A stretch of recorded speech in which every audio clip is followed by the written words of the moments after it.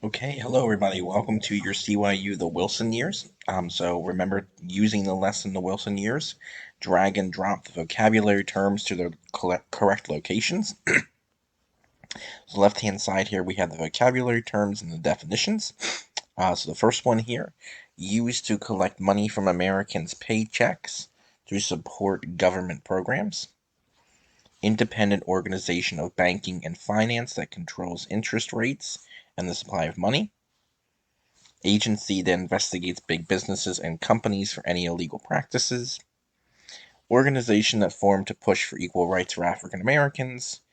And organization that formed to fight back against discrimination of Jewish people. Your vocabulary words here: Anti-Defamation League, or ADL. Federal Trade Commission, FTC. Federal Reserve. National Association for the Advancement of Colored People, or NAACP. And income tax.